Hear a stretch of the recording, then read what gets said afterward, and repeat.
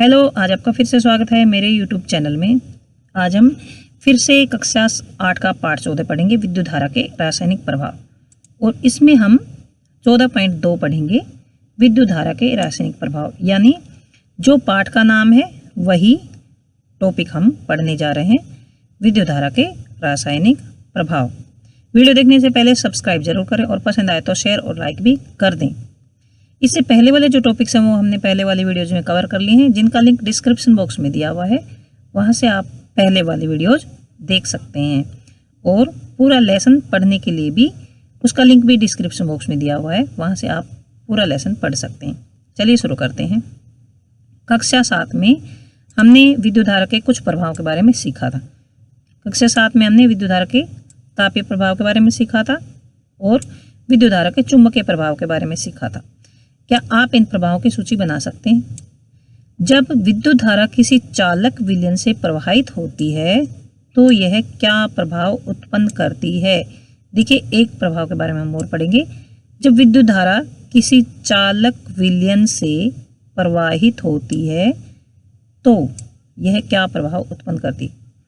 मतलब एक विलयन लेते हैं जिसमें से विद्युत धारा चालन कर सके, ऐसा विलयन लेते हैं और उसमें से जब विद्युत धारा प्रवाहित की जाती है तो वो एक प्रभाव उत्पन्न करती है। कौन सा प्रभाव? आइए पता लगाएं। इसके लिए हम क्रियाकलाप 14.6 करेंगे।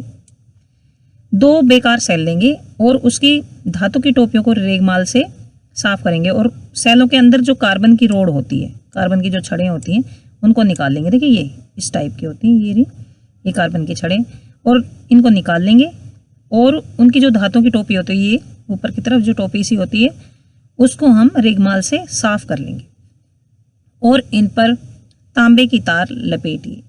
जो धातु की टोपी हैं इनके ऊपर तांबे की तार लपेट देंगे। उन्हें एक बैटरी से जोड़िए, जैसा कि इसमें दिखाया गया है।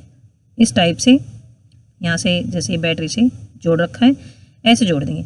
इन दोनों छड़ों को हम क्या कहते हैं? इलेक्ट्रोड कहते हैं। दोनों छड़ों को ध्यान रखना है। कार्बन की जो छड़ होती है, ये जो सेल के अंदर होती है, उसको हम क्या कहेंगे? इलेक्ट्रोड। कार्बन की छड़ों के स्थान पर आप लगभग 6 सेंटीमीटर लंबी लोहे की कीलें भी ले सकते हैं। किसी कांच के गिलास या प्लास्टिक के कटोरे में एक प्याला जल भरिए। ये देखिए, ये एक कटोरे में एक प्याला मतलब जल भर लेना है आपको। और क्या करना है?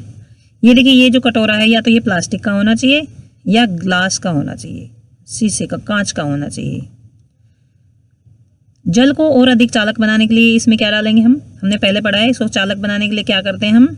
या तो उसमें साधारण नमक डालते हैं या नींबू के रस की कुछ बूंदें मिलाते हैं। अब इस विलयन के में इलेक्ट्रोडों को डुबोइए। यह सुनिश्चित कीजिए कि कार्बन की छड़ों की टोपियों, धातु की जो टोपियां हैं, वो जल से बाहर रहें, उसके जल के अंदर न डुबोएं। इलेक्ट्रोडों को ध्यानपूर्वक देखिए। क्या इलेक्ट्रोड के समीप किसी गैस के बुलबुले देख पाते हैं? क्या हम विलयन में हो रहे परिवर्तनों को रासायनिक परिवर्तन कह सकते हैं? मतलब देखिए, ये जो इलेक्ट्रोड है, इसकी जो धातुओं की टोपियां हैं, ये हमें इस जल में नहीं डुबोनी है, ऊपर ही रखनी है। और इस जल में नमक या नींबू का रस डाल देंगे और अधिक इसको चालक बनाने के लिए। अब जब इस बैटरी से जोड़ते हैं तो क्या होता है? थोड़ी देर बाद हम देखते हैं कि इस पानी से गैस के बुलबुले निकलते दिखाई देंगे हमें। तो ये क्यों हुआ? क्या हम विलयन में हो रहे परिवर्तनों को रासायनिक परिवर्तन कह सकते हैं? हाँ, हम इसको रासायनिक परिवर्तन कह सकते हैं। बोझों ने देखिए, यह जो कक्षा 7 में पढ़ी गई रासायनिक परिवर्तन की परिभाषा को स्मरण कीजिए। कक्षा 7 में भी हमने रासायनिक परिवर्तन के बारे में पढ़ा था। तो उसी प्रकार का है ये रासायनिक परिवर्तन। किसी चालक विलयन से विद्युत धारा प्रवाहित होने पर रासायनिक अभिक्रियाएं होती हैं। यह हमने कक्षा 7 में पढ़ा था। इसके फलस्वरूप इलेक्ट्रोडों पर गैस के बुलबुले बन सकते हैं। मतलब जो ये इलेक्ट्रोड हैं, इनके पास गैस के बुलबुले बन जाते हैं। लेकिन इलेक्ट्रोडों पर धातु के निक्षेप देखे जा सकते हैं।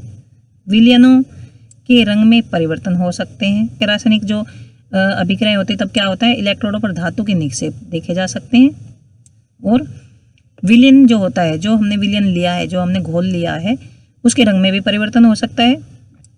यह रासायनिक अभिक्रिया उपयोग किए जाने वाले विलयन तथा इलेक्ट्रोडों पर निर्भर करती है। मतलब जो रासायनिक अभिक्रिया कैसी हो रही है, यह किस पर डिपेंड करेगी, या तो हम किस टाइप का विलयन ले रहे हैं, या फिर किस तरह के इलेक्ट्रोड ले रहे हैं, या फिर इलेक्ट्रोड पॉजिटिव है या नेगेटिव। ये विद्युत धारा के कुछ रासायनिक प्रभाव हैं। कौन कौन से? नंबर 1, इलेक्ट्रोडों पर गैस के बुलबुले बन सकते हैं।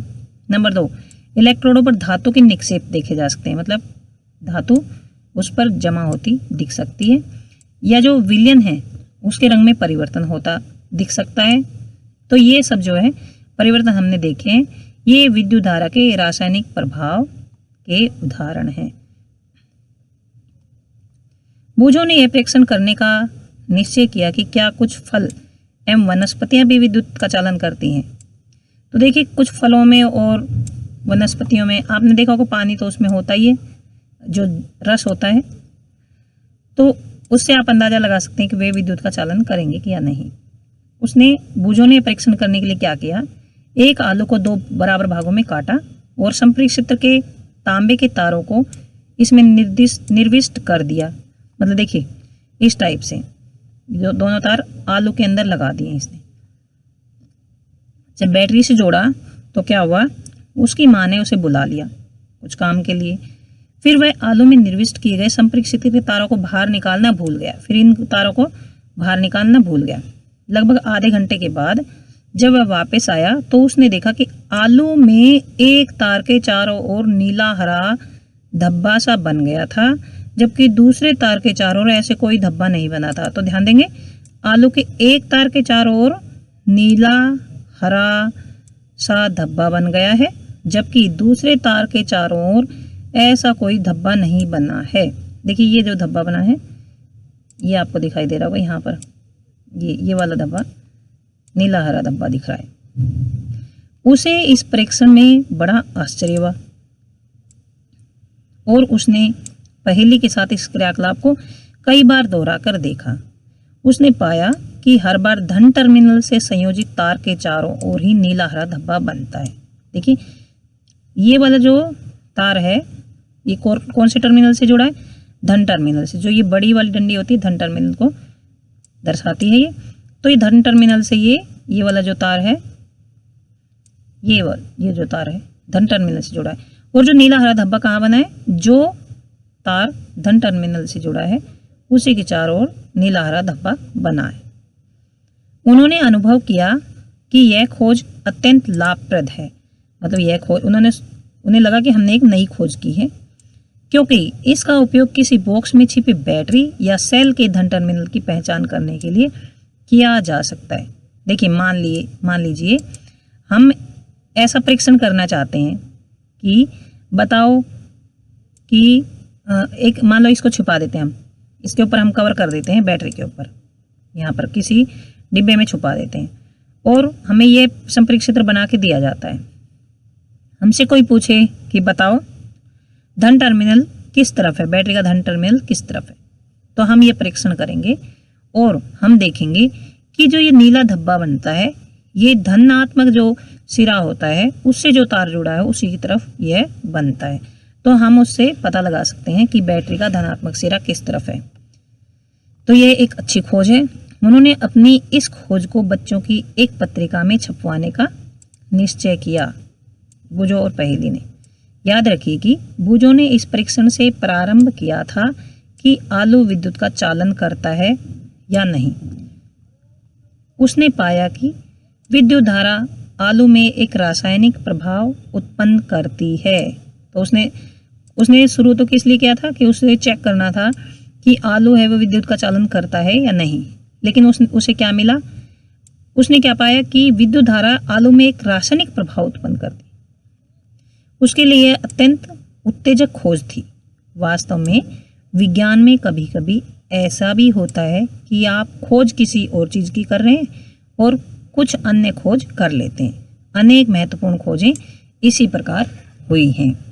तो विज्ञान में तो नई नई खोजें होती रहती हैं। हम खोजना कुछ चाहते हैं, कई बार हम खोजते कुछ और हैं और साथ साथ हमें कुछ और भी मिल जाता है।